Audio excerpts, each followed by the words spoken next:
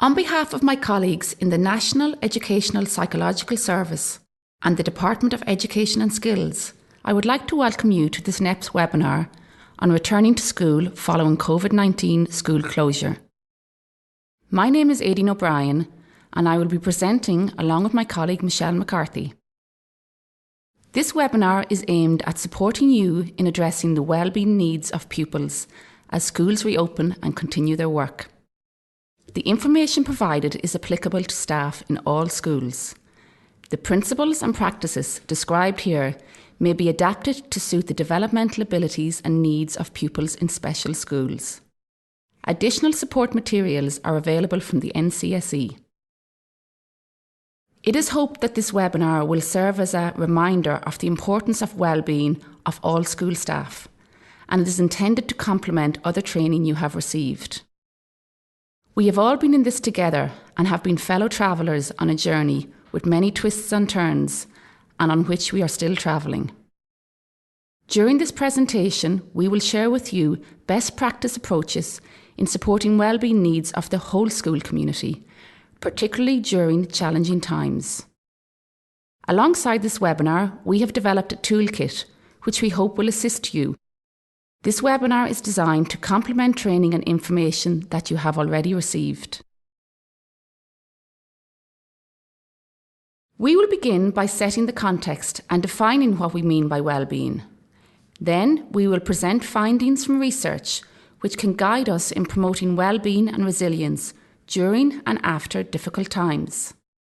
We will present a suggested framework for protecting and promoting the wellbeing of pupils and staff. We highlight how key existing school structures can be used to inform your wellbeing planning and delivery when schools reopen. We then move to exploring how best to prepare for schools reopening, looking first at staff wellbeing and then moving to actions the school community can take to ensure that they are as prepared as possible to meet the wellbeing needs of all pupils. We then discuss how you can help pupils to settle back to school. We have included some ideas for activities and ways of being with pupils which will promote their wellbeing and recovery. Next, we focus on the needs of pupils with special or additional educational needs and outline key principles for this work.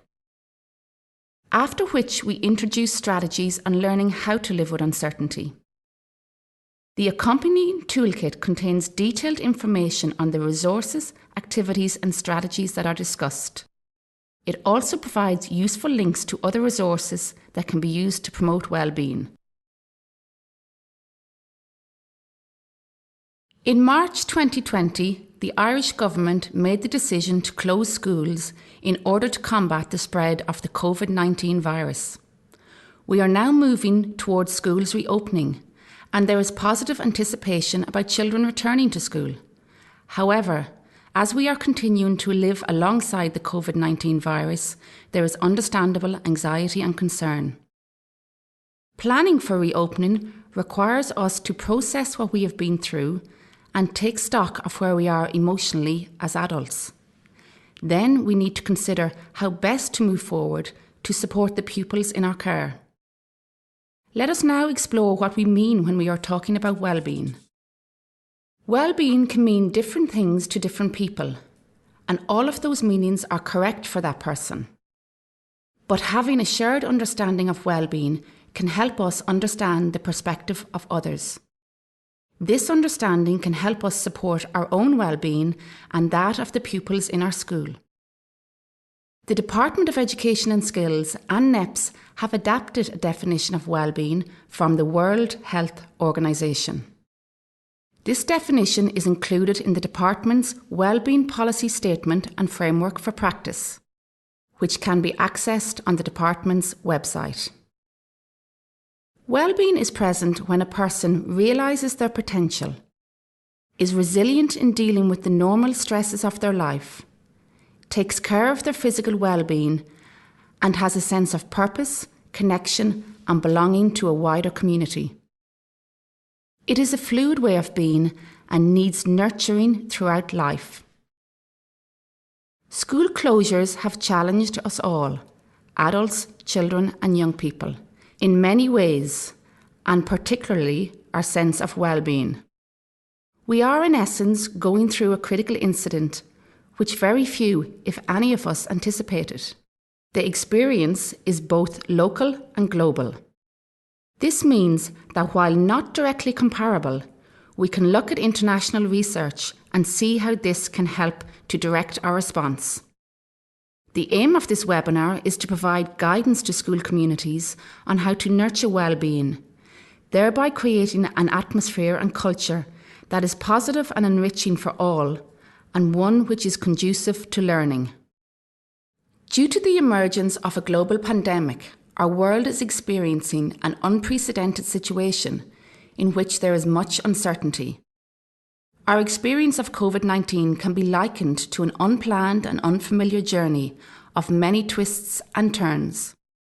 It is an ongoing journey on which we need to make and adjust plans for how best to travel, to ensure that we can keep safe and well, physically and psychologically. As our colleagues in the UK have said, COVID-19 is unlike anything that has happened before. Life hasn't simply been put on pause. We can't just press play and expect to pick things up from where we left off. Too much has happened in the interim. Children and young people are returning to a changed reality that remains in flux. So we need to allow for and plan a period in which we explore together with parents, carers and children their experiences of lockdown. Our hope is that this webinar and accompanying toolkit will support the return to school in a way that promotes well-being, recovery and resilience. Let us take a moment to consider some findings from research which highlight that the COVID-19 pandemic has led to an understandable increase in anxiety across society.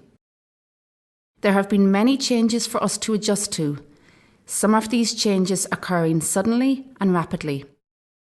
COVID-19 is a collective experience with public health measures impacting on all of our lives. It is important to recognise that anxiety in the context of COVID-19 is a normal and healthy response for most people, which allows them to cope with the challenges they face as they change and adapt to new ways of working and living. For many, this anxiety will be manageable and tolerable.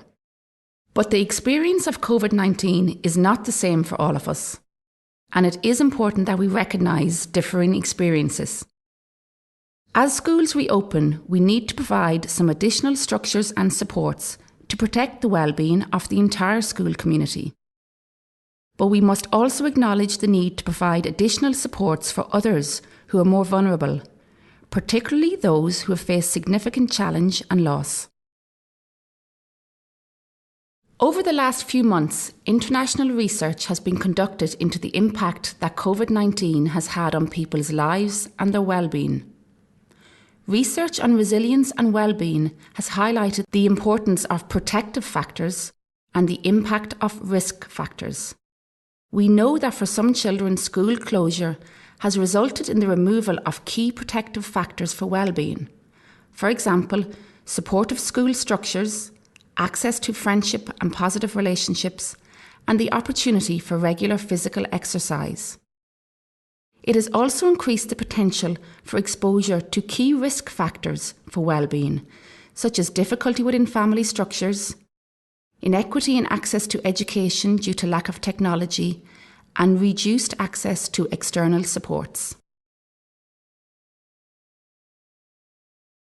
Research shows us that the impact of living through a major emergency, such as COVID-19, can result in negative effects, neutral effects, or positive effects. For a small percentage of the population, there may be longer-reaching and more significant difficulties, including the development of distressing psychological reactions, psychiatric disorders, and the regression of skills learnt. But for most of the population, there will be a bounce back or neutral effect. And for some, there will be a bounce forward effect, during which there will be psychological and emotional growth and development as a result of managing adversity. This bounce forward has been termed post-traumatic growth. In 2007, Papadopoulos further extended the idea of post-traumatic growth when he coined the term adversity-activated development to describe how people find meaning in their suffering and develop new positive characteristics or a new purpose in life.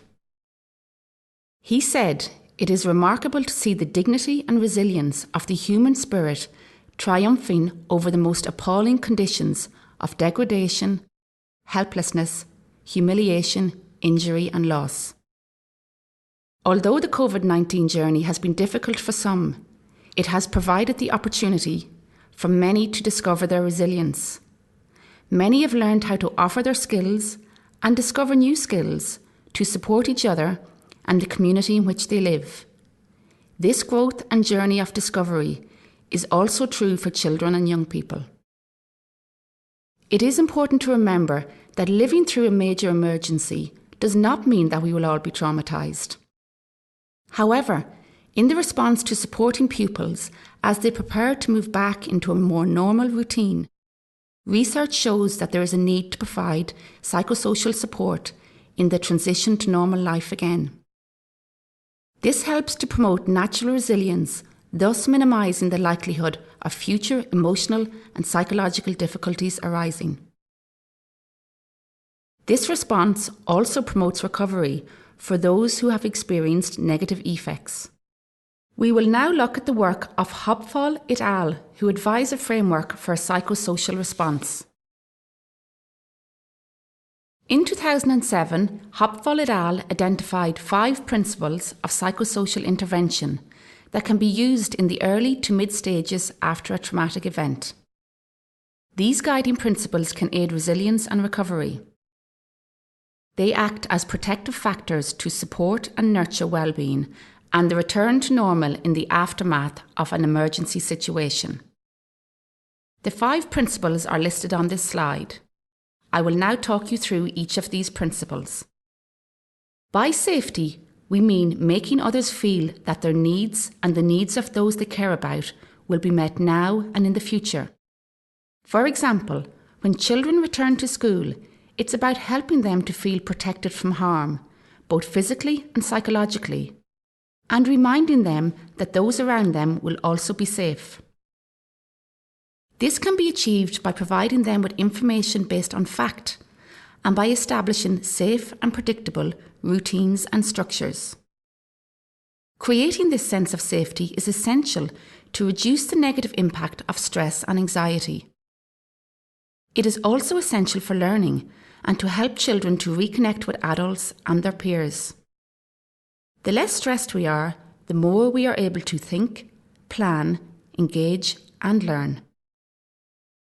Creating a sense of calm is about helping children to relax and stay composed or grounded, rather than becoming numb, shut down, agitated, or overly excited.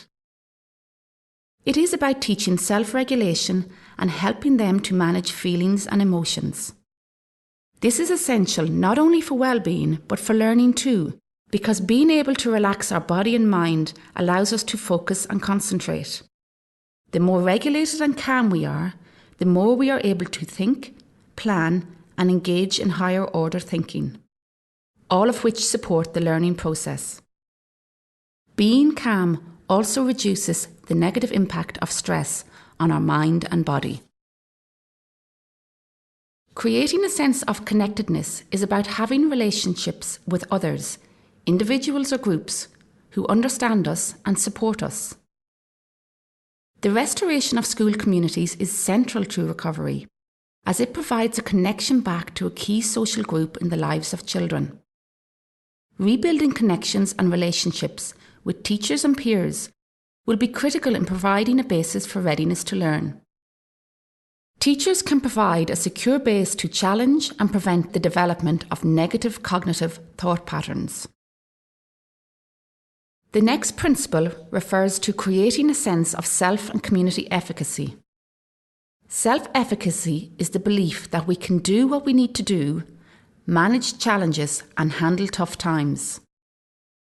Hopfall's work referred to collective efficacy, which he described as the belief that the community we belong to can do what it needs to do to thrive and take care of its members. He acknowledged that this collective efficacy cannot take place in a vacuum, but needs a supportive community. Our context is the school community, and therefore we have adapted Hopfall's principle of self and collective efficacy. So let us consider why this is important. In times of crisis, efficacy beliefs may be challenged. People may feel that they have lost their ability to solve problems and handle ordinary day-to-day challenges. And they can experience the loss of hope, agency and motivation. A key enabling factor in building self and community efficacy following a crisis is the restoration of school communities. Creating a sense of hope is about encouraging the expectation that things will work out, remaining optimistic and feeling that everything is going to be all right. Hope can also include a belief that others will be there to help. It is critical for learning. It encourages and motivates us to achieve goals, both in the short and long term. Reconnecting with school can reignite hope and purpose for many children, young people, and their broader community. When schools adopt these guiding principles, they are supporting the well-being of the entire school community. Additional information on how to apply these principles can be found in the toolkit. Having considered the essential principles of psychosocial care, we see that the school community has a fundamental role in aiding resilience and recovery and supporting the return to normal. When supporting people in difficult times, the identification of strength or coping skills is considered crucial. The same is true of school systems. So we will now consider what existing school supports and structures can continue to be used to foster well-being, resilience and recovery. Karen Tresman notes that every interaction is an intervention. She talks about how small micro moments can make a big difference. Our body language, our facial expressions, how we greet, the language we use, and the gestures we make can communicate care and compassion. She states that we can model through our behaviour supportive ways of being with each other. These moments and brief interactions can form the basis of a trusting and supportive relationship. Teacher-pupil relationships are a strength of our school system. In devoting time to develop relationships with children, it is important to acknowledge how school staff have made and will continue to make a difference to the pupils they work with. As well as the personal and professional qualities of school staff members, each school has well-established structures that can be used to support the return to school. These may include management structures, the critical incident team, the special education team, the Continuum of Support and school self-evaluation. Some schools will also have homeschool liaison and school completion supports. All of these structures can support the well-being of the entire school community. It may be helpful for you as a school community to consider how existing structures can be used to provide support at a whole school level. By placing well-being front and central, schools are supporting all pupils to feel safe, connected, calm, have a belief that they can achieve, and feel hopeful about the return to school. Support at the whole school level is important to consider, as we may not know who has been most impacted by school closure due to COVID-19. Consider also how these support structures can be used to monitor and plan for those pupils with known additional educational needs and for those with emerging needs as a result of their experience of COVID-19. It may be helpful for you as a school community to consider how these existing structures can be adapted to enable the identification and monitoring of children affected by school closure. One of these structures is the Continuum of Support model, and we encourage the continued use of this support to inform your wellbeing planning and delivery. The Continuum will help the school community to continue to support pupils who had needs prior to school closure. It can also now be used to support pupils who may have difficulty with transitioning back to school because of adverse experiences during school closures.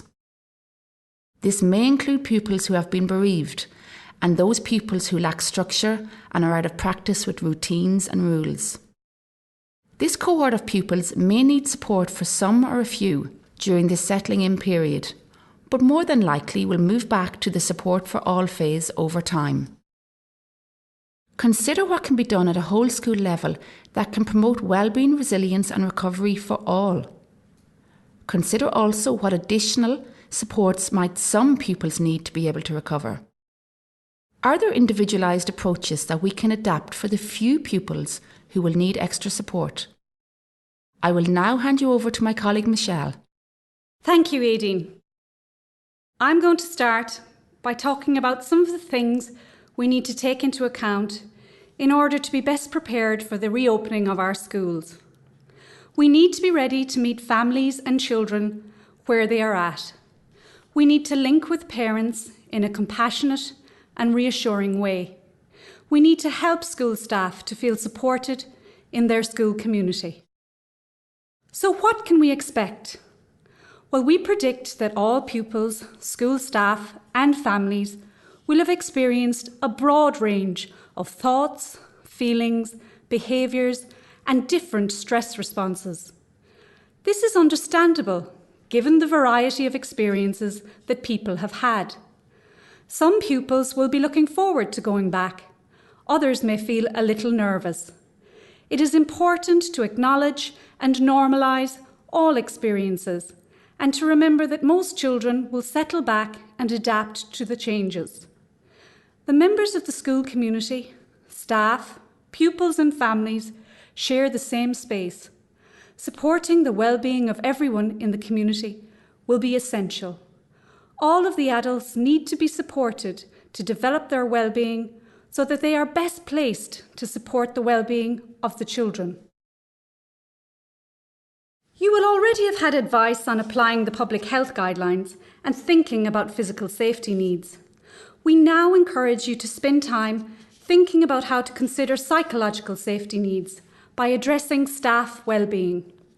To address the self-care needs of staff, remind yourself of the importance of applying your own oxygen mask before you attend to the needs of others. Engage with and reflect on the DES webinars and guidance documents to help you in this transition and the journey onwards. Proactive communication with parents is helpful in preparing to meet the needs of children in your class. The Connecting Conversations resource and the Checking In documents in the toolkit may assist you in this. School leaders and teachers may want to think about how they can apply Hobfall's principles of safety, calm, connectedness, self-efficacy and hope to all aspects of the return for themselves and then for all members of the school community. In relation to this, we have a self-reflection tool that we will show you later. This is the self-care tree, and this visually represents all that you need to remember to ensure well-being is addressed for the adults. The tree is first nourished by its roots, which ensures that our basic human needs are being met. This includes ensuring that you are getting enough rest, ensuring that you eat healthily and at regular intervals, taking daily physical activity, staying in touch with family and friends. At this point, it is useful for us to do an audit using this list to make sure that we are fulfilling these needs. It is important to take the time to think about this. Managing our emotional stress is as important as managing our physical health. We all have positive, established, personal strategies that help us to manage stress and keep us safe and healthy. Think about what has worked for you in the past and what might work for you now. Think about how you maintain a work-life balance. Make sure to safeguard or, if necessary, establish behaviours and routines that will help you to stay safe and healthy. The upper part of the self-care tree is particularly helpful as school reopens. Think about your work-life balance. Are you spending too much time thinking about work? Have you switched off from work? And are you concerned about your ability to get back into the swing of things? What would help you to get that balance? There needs to be clear and effective lines of communication to ensure that everyone knows what is happening, when, how, and why. This helps to promote a sense of safety and security. Let's think about self-awareness. Firstly, how are you feeling? What are your needs at this time? Be realistic about what you expect from yourself and others. Know your boundaries. What will keep you psychologically, physically, and emotionally safe? Encourage and develop supportive relationships within your school. This includes peer support and protecting time for checking in with each other. Allow time for reflection. What do you need to ensure that you are emotionally and psychologically safe? How can this be achieved? A copy of the self-care tree is available in the toolkit, as well as a NEPS self-care document and a 50 ways to take a break resource. You may consider using them in the school and checking to see how you are doing. Spectrum Life is now the support service for staff that can be accessed through the website listed on this slide. The PDST website also has excellent resources for staff wellbeing. Gathering and displaying this information in your school staff room may be helpful. In your communication with families, let them know that you are mindful of the children's well-being, that learning cannot progress without well-being, and that schools will be prioritising activities that promote well-being. Acknowledge the efforts that parents have made to support their children's learning when schools were closed. It may not have been perfect, but parents will have done their best. Reassure parents and pupils that teachers will be starting where the child is at. Teachers have maintained contact with pupils and families during school closure and therefore are well placed to meet their needs.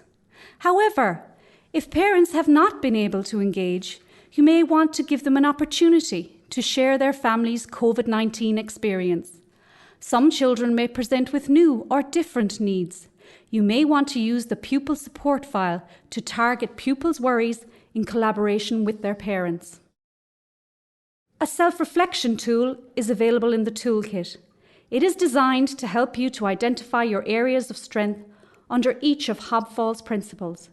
It can also be used to help you identify areas where you may need to develop your skills. If an area of need is identified, activities are included in the toolkit to help you. So once you have considered getting ready to reopen, you may want to consider how you will continue this well-being work in the new school year as you settle back to school.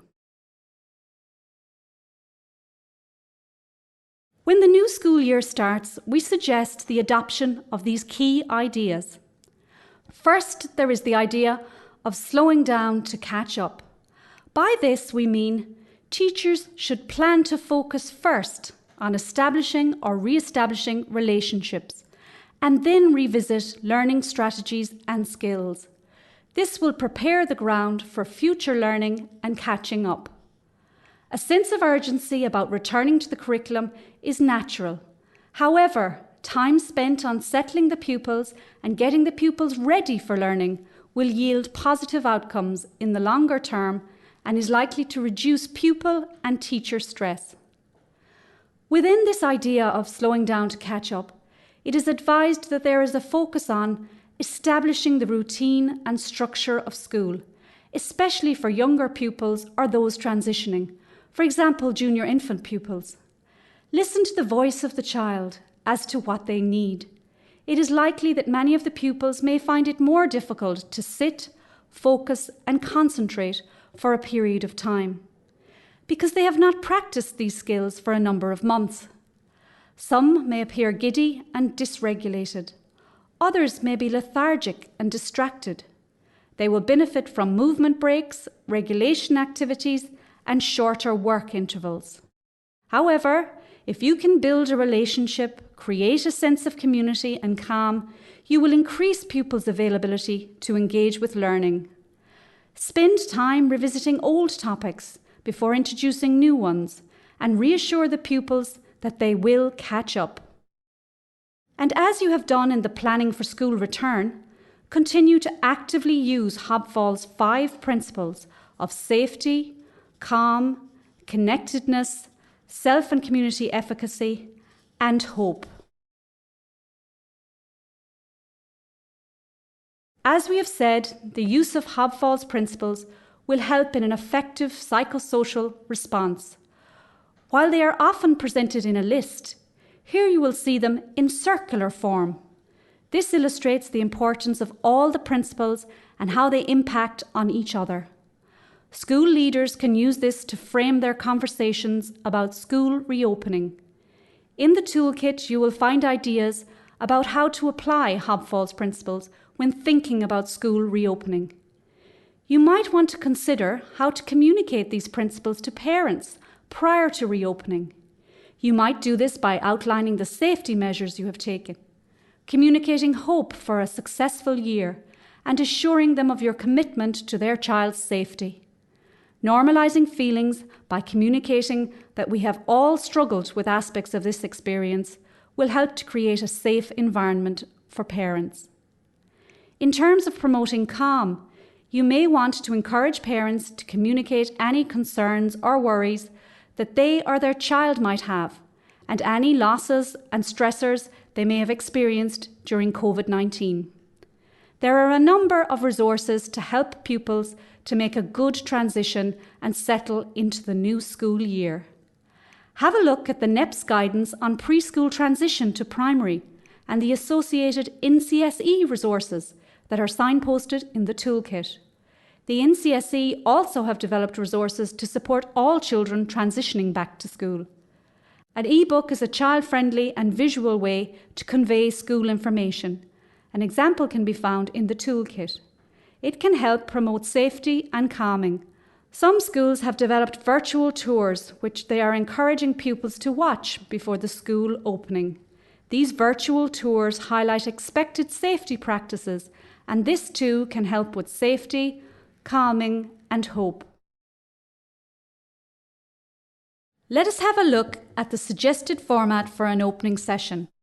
Tips for this session are available in the toolkit. While it may seem obvious both for ourselves and the pupils, we need to balance health and safety regulations and psychological health. Because of our own anxiety, we may forget our usual positive habits.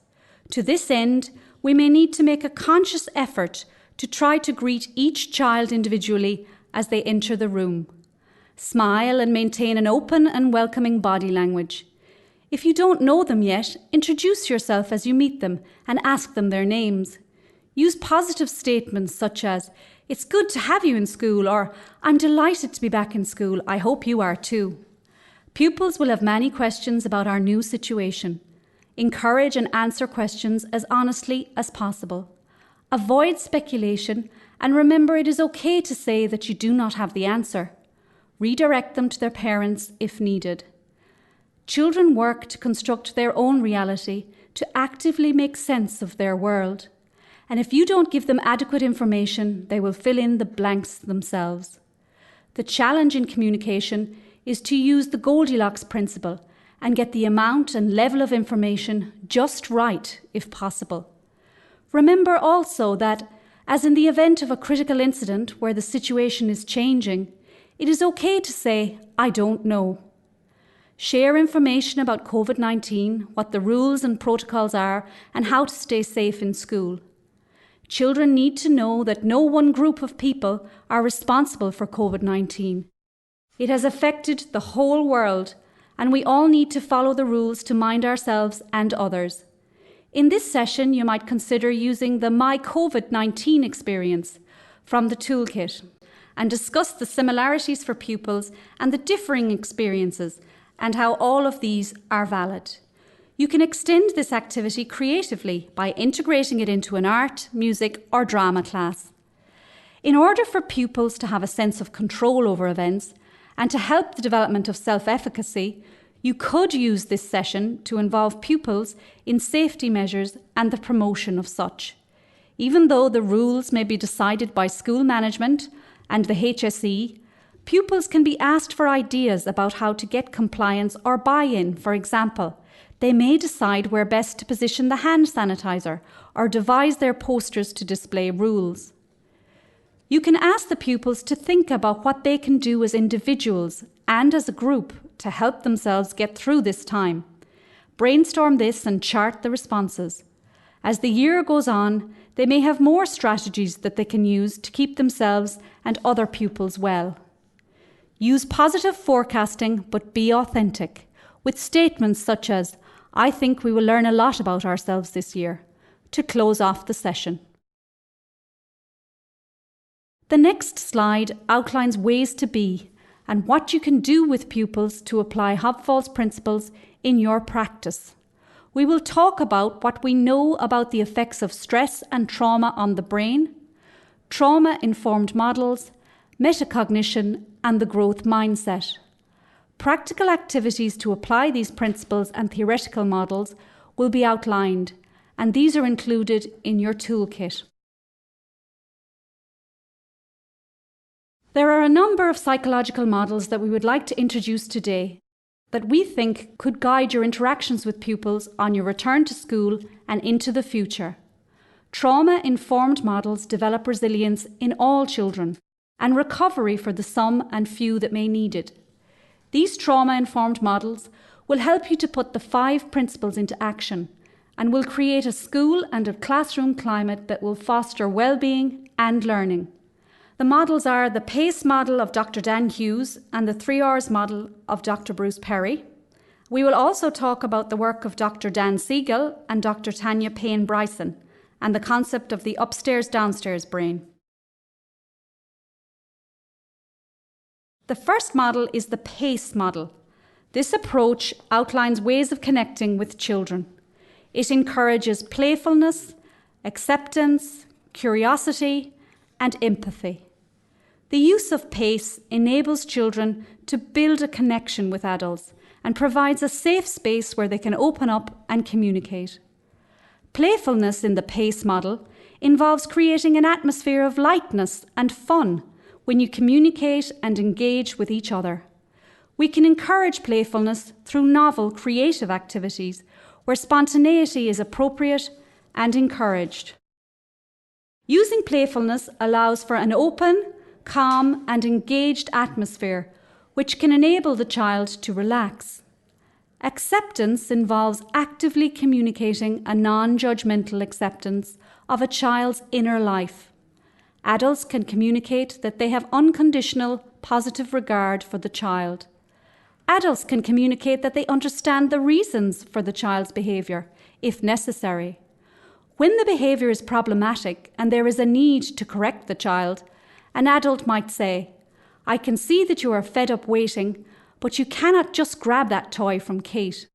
We can accept the way they communicate without agreeing with it. In this way, adults can communicate that they have unconditional positive regard for the child, but the behaviour is not appropriate. Curiosity involves wondering about the child's experience. By being curious, adults convey that they are trying to understand the child. This increases the chance of the child opening up without fear of being judged. When adults are curious, they are interested in what has happened to the child, rather than what is wrong with the child. They ask questions such as, "I wonder if." Empathy involves actively showing the child that their feelings and thoughts are important and that the adult is travelling with them in understanding. The adult is present in the moment and can understand and experience the events with the child.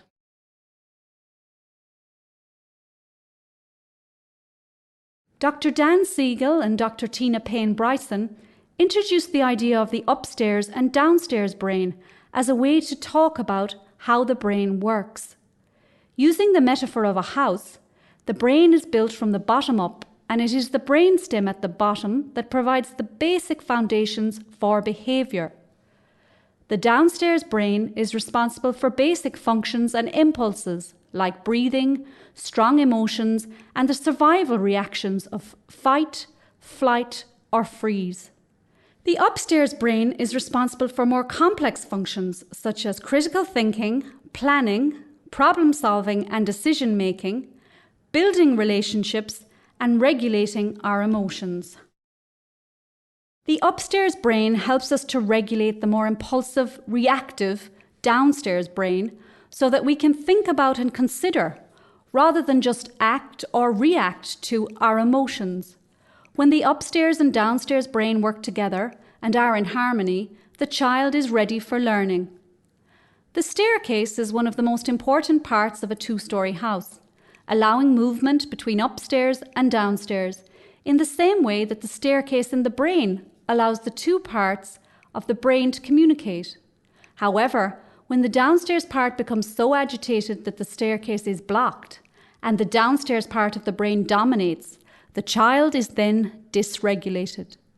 When in this state, the child cannot access the upstairs part of the brain. But there are things that adults can do to help children unblock the stairway. Siegel suggests that we can connect and redirect. This means that we attune with the child and show compassion and empathy. In doing so, the child feels safe and understood and can begin to calm down. When the child is calm, the regions of the brain are coordinated again and can communicate with each other, enabling the child to talk about the situation that led to the emotional dysregulation. This enables problem-solving discussions to take place, and children are more likely to be receptive to teaching and learning. The next model, the 3 R's, provides an example of how to get from the downstairs to the upstairs brain. Adults can follow a sequence of 3 steps that will facilitate effective interaction with a dysregulated child. Dr. Perry's 3 R's stand for regulate, relate, and reason. Dr. Perry asserts that children need to be in the reasoning part of their brain for learning to occur. Learning cannot happen if the child is dysregulated and disconnected from others. The first step, regulate, involves reducing stress and providing reassurance and comfort. The second step, relate, involves empathizing and attuning to the child. This makes the child feel safe and secure because someone is trying to understand and support them. The final R is reason. Once calm and connected, the child can reach the parts of the brain needed to reason. When we are living with threat, such as this pandemic, we tend to operate from the lower, more primitive parts of the brain, what we referred to earlier as the downstairs brain. These are the parts of the brain that are involved in survival. However, in order to engage in learning and all that entails, we need to soothe this part of the brain and access the higher order functions of thinking, reasoning, and planning that take place in the reasoning or upstairs part of the brain. These approaches enable the child and the teacher to move to a place where learning can happen. It is at this point that pupils can become more aware of the processes involved in their own learning. This awareness is called metacognition. In addition to psychological models to guide our relationships, we can also draw on psychological theory and research to inform our understanding of learning. Metacognition refers to what we know about how we learn and how we use skills and strategies to plan, problem solve, monitor and evaluate our learning so that we can adjust our approach to meet our learning needs and goals. We can think of this as learning about learning. Pupils have been out of the classroom for a while and will benefit from revisiting these processes. Cognitive processes like attention, memory, and problem solving need practice if we have not used them for a while. Be explicit to the children about the skills that you as a teacher feel they will need in their classroom. Younger children will benefit from direct instruction and strategies to develop attention, planning, problem solving, and working memory. Older children may need help to fine-tune their processes and the strategies that they select. Children also need to believe that they have control and influence over their learning. The Growth Mindset Model of Learning by Carol Dweck emphasizes that talents and abilities are not innately fixed and are developed by effort. She says, no matter what your ability is, effort is what ignites that ability and turns it into accomplishment. children are encouraged to use effort and the correct strategy for a task. Research shows that this mindset helps pupils to recover from challenges more successfully by motivating them to increase their efforts and abilities. Introducing pupils to or reminding them of the concept of growth mindset may be particularly helpful if they are feeling that they have fallen behind in their learning as a result of school closure. I will now hand you over to my colleague Aideen. Thank you, Michelle. As stated earlier, in placing wellbeing front and central, schools will support all in the school community to feel safe, connected and calm.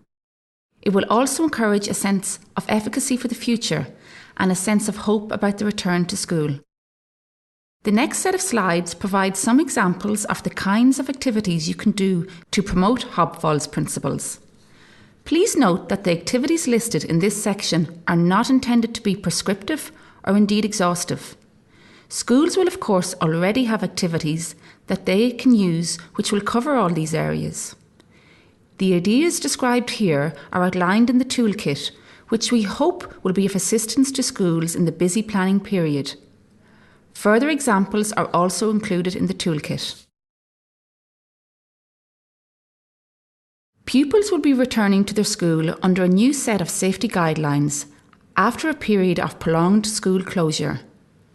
We can help them with this by ensuring that they know what to expect. We can involve them in setting the class rules and support them to adjust to new rules and routines. Discussion and role play can help them to understand expectations and feel positive about their ability to manage the new changes. Using visual supports, such as posters and floor markings, can act as a reminder for all pupils and is especially important for those pupils with additional educational needs. Providing pupils with a clear outline of the day will help to create a predictable, calm and safe classroom environment. As discussed earlier in the presentation, we also suggest that schools arrange a time and space which supports pupils to share their experience of COVID-19. We know that pupils will have had different experiences during school closure, and it is important to take the time to connect with the pupils by allowing them to share and process their experiences. Activities for calming. When we are calm, our emotions are in check and we are regulated. Regulation refers to our ability to bring our body to a calm and focused state where we are ready to engage socially, emotionally and cognitively. Louise Bombert, who has done a great deal of work in this area, explains that as babies, we are born with some mechanisms to self-soothe, for example, the sucking reflex. This is called autoregulation. In interaction with our parents, we learn to co-regulate. For example, when a parent rocks a baby or speaks to them in a lilting tone, they are soothed. Finally, we learn to self-regulate, which is to use our own mechanisms and strategies to calm our bodies. Sometimes for pupils, co-regulating with their teachers is a necessary step to develop their self-regulation. Emotion coaching, which is helping children to identify their emotions and link it to the situation in which the emotion arises, in order to develop control over those emotions, can be helpful with assisting children to regulate. Information on emotion coaching is provided in the toolkit. Other activities that can help develop a sense of calm include guided relaxation, mindfulness, movement activities, visualization and breathing exercises. Different types of regulation activities support different pupils. There are what is known as upregulation and downregulation activities. Some over-responsive pupils can become overstimulated. They require downregulation. Others are less responsive and benefit from upregulation or alerting activities. Star jumps are an example of an upregulation, whereas a mindfulness activity is an example of a downregulation. Resistance activities such as pushing against a wall or yoga poses can also support pupils to self-regulate. Progressive relaxation involves working our way down through our body, squeezing and releasing different muscles as we go. Mindfulness activities help pupils to be grounded in the present, while movement activities help to redirect their focus and change an emotional state. A number of great visualization resources are available on the PDST website. Breathing activities are a very important tool in developing self-regulation. Information on 4 different breathing activities is provided in the toolkit, one of which is square breathing. Let us look at the next YouTube clip and practice our square breathing. We encourage you to take these few minutes to practice a simple yet effective way to calm the body when the mind is busy. Square breathing. With your back straight and body relaxed, let your arms hang by your side if you're standing, or if you're sitting, rest your hands on your knees. Now we're going to silently count to 4 as we breathe. Follow the picture on your screen and breathe in as the arrow moves up one side of the square. Hold your breath at the top.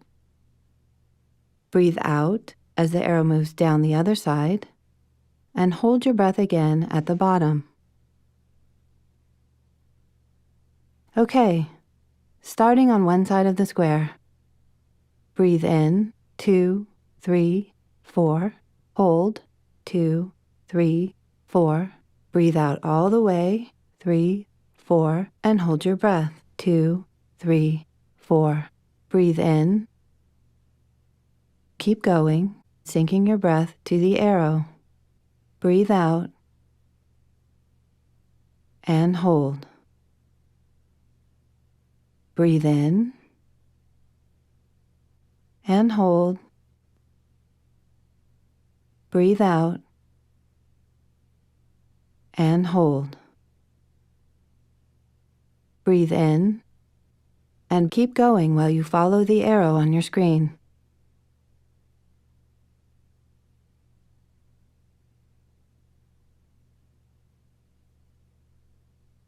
If you'd like to keep going, keep pressing repeat. Now let's go back to breathing naturally. You can put your hand on your tummy or over your heart to feel your breath move in and out.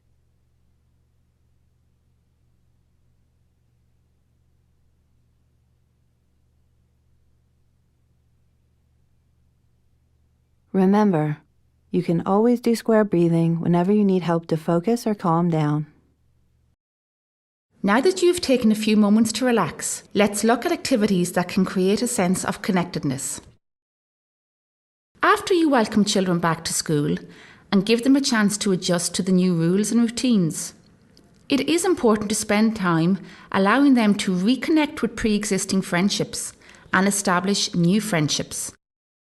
Icebreakers and group activities are a fun way to help pupils to get to know each other, to discover likes, dislikes and interests. Games such as 2 truths and 1 lie and Would You Rather can be an enjoyable way to develop relationships. The toolkit has a link to a website that provides lots of examples of socially distanced games. Whole class activities help to develop the sense of the class as a group, a team, a community. One example could be a simple treasure hunt around the school for fun. Schools are already familiar with completing projects on their local community and school. This academic year might be a good time to introduce project work focusing on group identity, which you can call My Class, My School. Encourage random acts of kindness to help create a caring and appreciative classroom and school environment. Such initiatives will contribute to a positive, nurturing and supportive atmosphere for all. To promote a sense of self-efficacy, remind the pupils that they have displayed and developed a lot of skills to help them to cope with the challenges presented by COVID-19. Model a growth mindset and encourage pupils to believe that they can achieve if they put in the effort and select the right strategies. By approaching learning in this way, challenges can be seen as opportunities. Pupils will then begin to realise that ability can change as a result of effort, perseverance and practice. Empower children by encouraging them to engage in problem solving when they encounter a challenging task or situation. For example, when they want to give up because the work appears to be too hard, or when they have a disagreement with someone, it can be helpful to encourage them to follow key problem-solving steps. Because adults know how to problem solve, we often step in too soon and provide the solution to the situation. But if we spend time teaching children the steps involved in successful problem solving, they can become more independent and capable of managing day-to-day problems. Collaborative learning activities can promote self and collective efficacy. A simple yet effective way to achieve this is by encouraging the pupils to complete a project together. Giving pupils jobs and responsibilities can also be effective as it communicates that you trust them, which is a powerful way to increase their self-efficacy. You can encourage pupils to practice positive self-talk, such as "I'm getting better at," "I am doing really well," "I did a great job of." This can help them to see what is positive about themselves and their situation. Giving and receiving compliments are two separate skills that are not always easy to learn. Many children and young people need to be taught both these skills.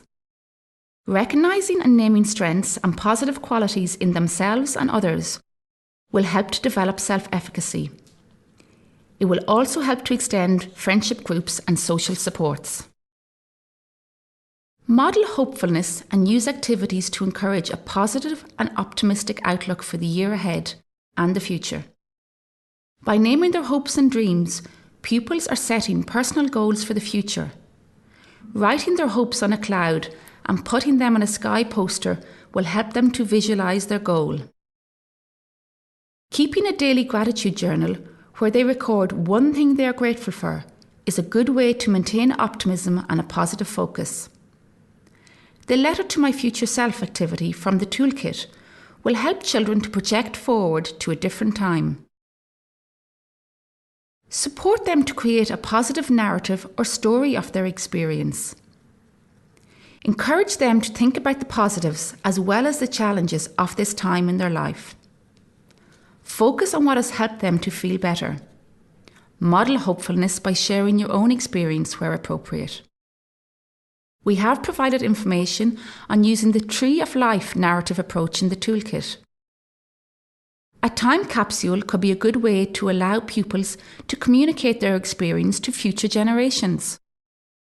TUSLA's Education Support Service will be running a back-to-school campaign called Back to My Future that will culminate in the creation of a time capsule. There is also a time capsule activity in the toolkit.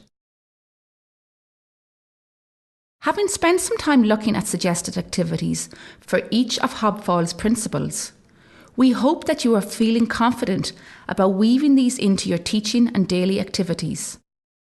In doing so, the pupils in your class will experience safety, calmness, connectedness, efficacy, and hope. You might like to think about this in terms of 5 a day. I will now hand you back to my colleague Michelle. Thank you, Aideen. The framework and guidance that we have discussed up until now is advised for all pupils. However, there are some additional principles that schools might want to consider for pupils with additional educational needs. This includes pupils with identified special educational needs and/or those whose life experiences mean that they need additional support to cope with school.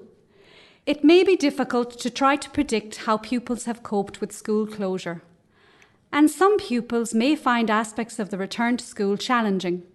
Others may cope very well.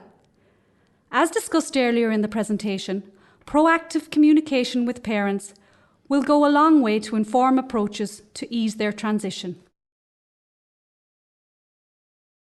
It can be helpful to take the time to remind yourself of the existing school practices that have always supported pupils with additional needs and will continue to support them at this time.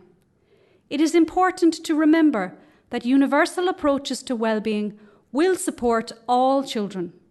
We can adapt and differentiate activities to ensure that they are accessible to pupils with special educational needs. We know that there may be regression in skills for some pupils, so it is important that we take the time to consider the transitional needs that may arise during the settling in period. When we are supporting pupils on the return to school, and they are adjusting to the new academic year, we need to regularly check in with them and not presume an understanding of events and terminology. By using visuals, we are not over-reliant on the spoken word, which can be helpful for many pupils and can serve as a reminder for all. As much as is possible, we should endeavour to include the voice of the child and give them some agency and control over their learning. So what do children with special educational needs want in their schools? A piece of research conducted in 2019 by Tara Midgen and her colleagues identified 10 top tips that children with SEN across primary and post-primary settings recommended to school staff in order to help them to feel included. Let's just take a minute to have a look at those tips on the slide.